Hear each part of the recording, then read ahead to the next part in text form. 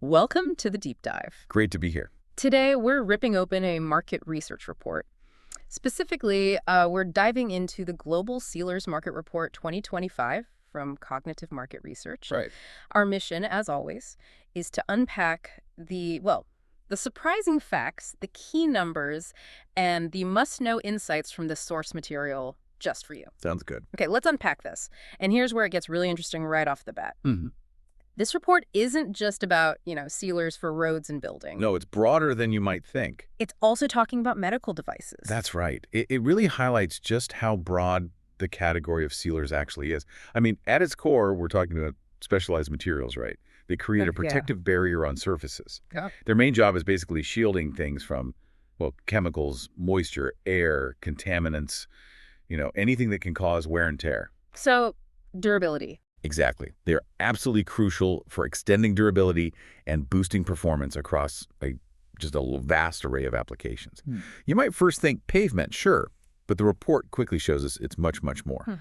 And within this world, you've got different types like water-based latex, silicone, polyurethane, acrylic, each with specific properties.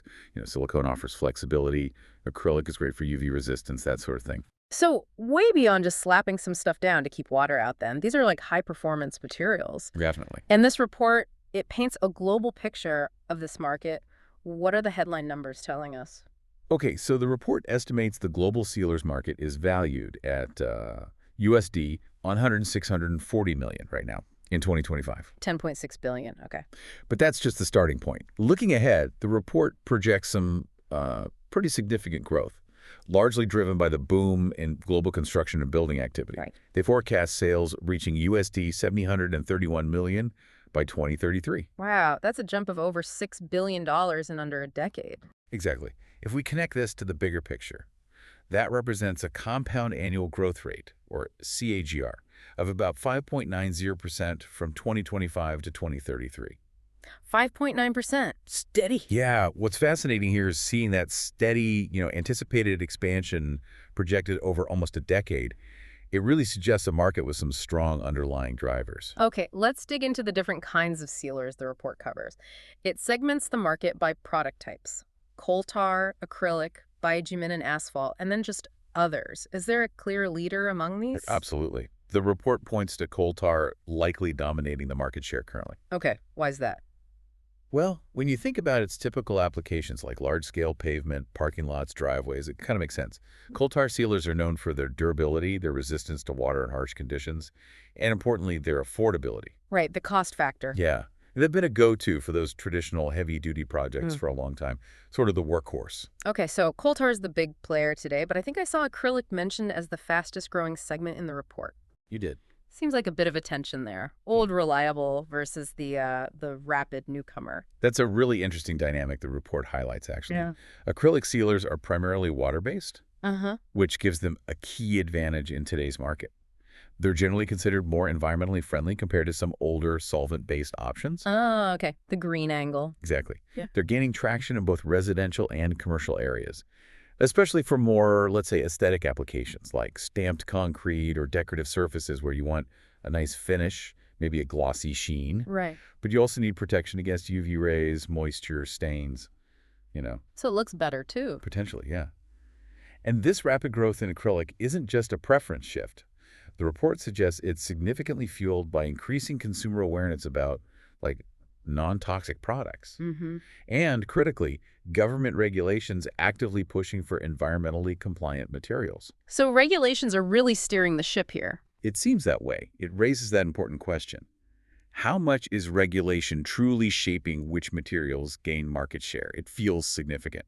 Yeah, it sounds like regulations are acting as both a push and a pull, maybe holding back older products while boosting demand for newer, greener ones like acrylic. That's a good way to put it. Now, where are all these sealers actually being used? The report segments the market by application: pavement and blocks, driveway and parking lots, and others. Which of those is the biggest piece of the pie? The driveway and parking lot segment holds the largest share globally. Okay, that makes sense. Yeah, this really connects back to that initial point about infrastructure and maintenance. These are high-traffic, high-wear surfaces constantly exposed to weather, chemicals. All sorts of abuse. Pretty much. Sealers are vital for protecting these surfaces and extending their lifespan significantly. And ongoing growth and commercial development, overall urbanization worldwide, Yeah. they contribute heavily to this segment's dominance. Got it.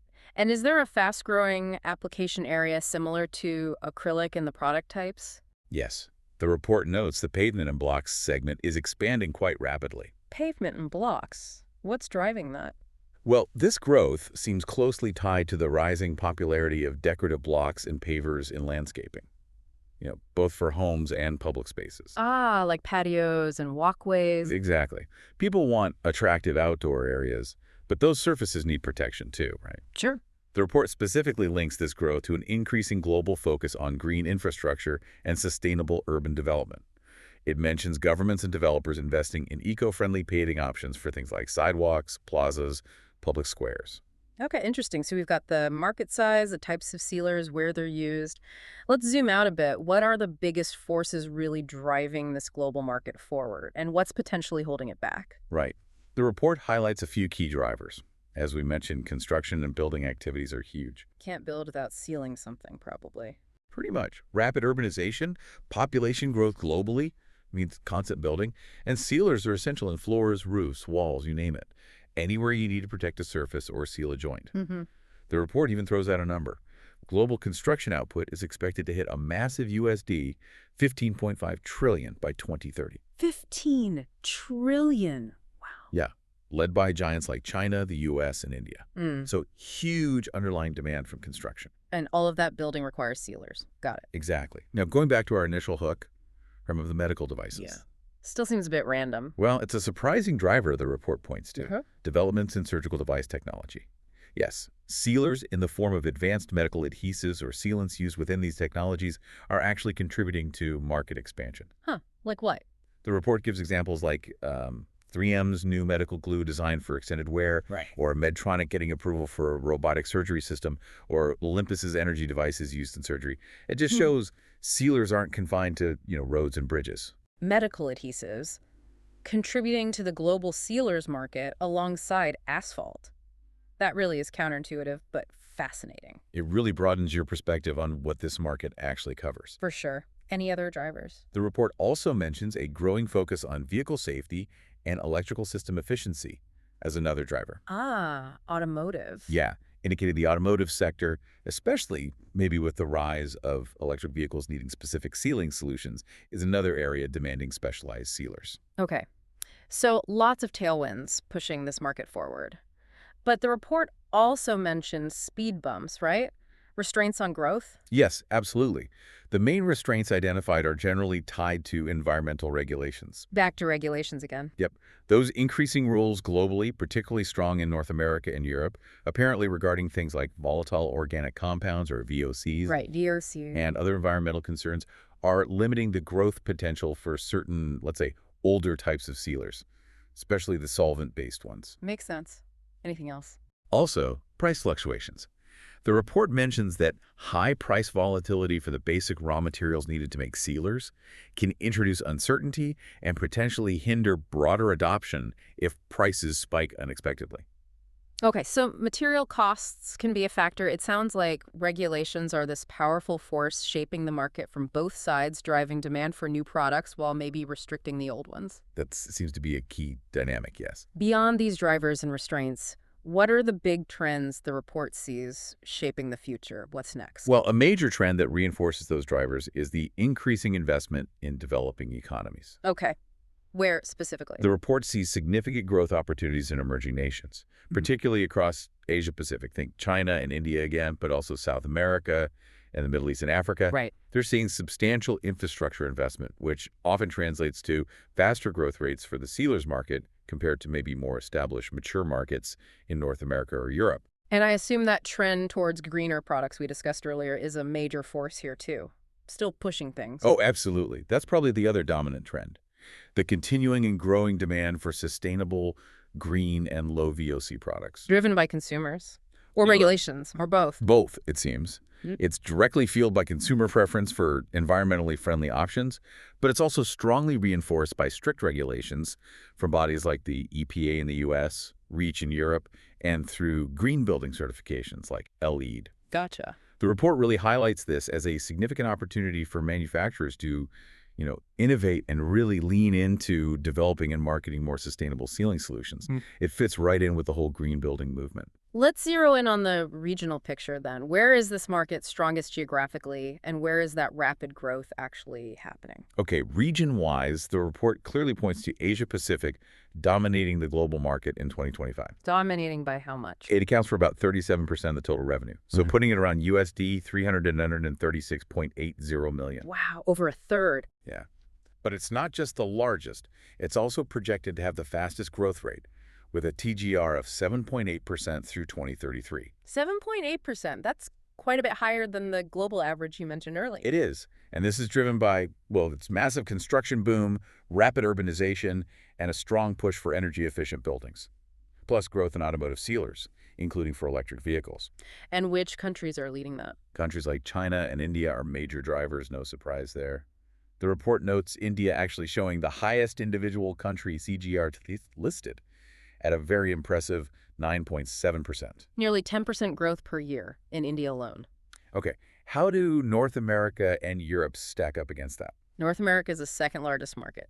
It holds over 29% of the global revenue. That's around USD 3085.60 million in 2025. So pretty big. Oh, yeah. Its projected growth is steady, though, at a 4.4% CAGR. So slower than APAC. What's influencing the North American market? The report mentions things like strong DIY home improvement trends, which makes sense. It's on ongoing infrastructure investment, especially in the U.S. The U.S. is actually the single largest country market globally by revenue, at about USD 2,434.54 million.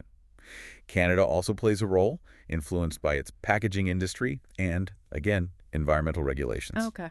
And Europe, what's the story there? Europe holds over 24% of the market share, which is about USD 553.60 million. Its CAGR is projected at 4.8%, so slightly ahead of North America, but still well behind Asia-Pacific. And the drivers in Europe? Key drivers there include innovation in construction, particularly noted in the UK, and strong building and automotive sectors in Germany. Germany is the largest European market, coming in at around USD 505.61 million. So strong established markets in North America and Europe, but clearly growing at a slower pace than Asia-Pacific. That's the picture, yeah. The report also touches on other regions, doesn't it? Middle East, Africa. Right. It covers the Middle East, South America, and Africa. These represent smaller but still growing markets. The Middle East is around 4% of the market with a solid CAGR of 6.4%. South America is close behind at 3.8% market share with a 6.2% CAGR. Africa is the smallest regional market looked at, about 2.2%, with a slower CAGR of 2.2%. Still growing, though. Still growing.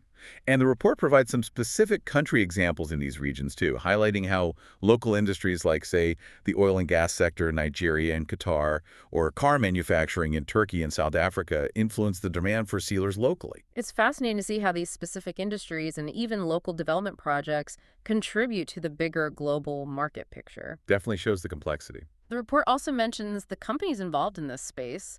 What's the competitive environment like? Yes. The market is described as quite competitive. You've got both large global corporations and significant regional players all involved. Any big names? Oh, yeah. The report lists several prominent companies you probably recognize. Folks like 3M, Henkel, RPM International, Sika AG, Sidal Holding NV. Okay, the usual suspects in chemicals and materials. Pretty much. These companies typically have broad product portfolios and extensive distribution networks. And interestingly, remember that surprising driver we discussed? The medical one. Exactly. The report also includes Medtronic and Olympus Corporation in the competitive landscape analysis. Right. Underscoring the role of medical device manufacturers in this sealers market definition. Wow. Yeah, it reinforces that broad scope. And the report even went into some external factors, didn't it? I think I saw a mention of like past geopolitical events potentially impacting the market. That's right. The report does include some analysis on things like past trade policies or potential tariff effects, specifically mentioning analysis around Trump's tariff war as one example. Oh, okay. How did they handle that? Well, the report's aim, as stated, is just to outline how such external factors could influence supply chains, costs, or market access for sealers. It's presented as a neutral analysis of potential market impacts based on the data they looked at, explicitly stating it's not endorsing any political stance. Got it. Just reporting on the analysis. Exactly. Potential risks and factors to consider. Okay, so we've covered a lot of ground here. The overall size, the different types, the uses, the forces driving and restraining growth, the key trends, the regional hotbeds, the players involved. Let's try and boil it down. What are the absolute most important insights for you, for the listener, from this deep dive into the report? All right, based on the source material, here are what I see as the core takeaways. Okay. First, the global sealers market isn't just growing, it's projected for significant, steady expansion. Remember that 5.90% CAGR expected between 2025 and 2033. It's a solid growth trajectory. Right. Significant expansion. Second, while there are diverse applications, the report indicates the driveway and parking lot segment is expected to remain the dominant application area. That really underscores the fundamental importance of sealers in basic infrastructure maintenance. Okay, infrastructure is key. Third, in the product mix, coal tar currently holds the largest market share. It's valued for those traditional heavy-duty uses. But definitely keep a close eye on acrylic. The fast grower. Exactly. It's the fastest growing segment, largely driven by environmental regulations and that increasing demand for sustainable options. Coal tar dominance. Acrylic rising. Got it. And finally, maybe the most surprising point, remember that the definition of sealers in this market is actually broader than you might first assume. It extends into high-tech areas like surgical devices, showing some unexpected connections within the market. Yeah, that was definitely an eye-opener. We started with sealers for driveways and ended up talking about medical adhesives. This deep dive into the report has certainly shown that what might seem like a simple product category is, well, incredibly complex and tied into major global trends. Absolutely.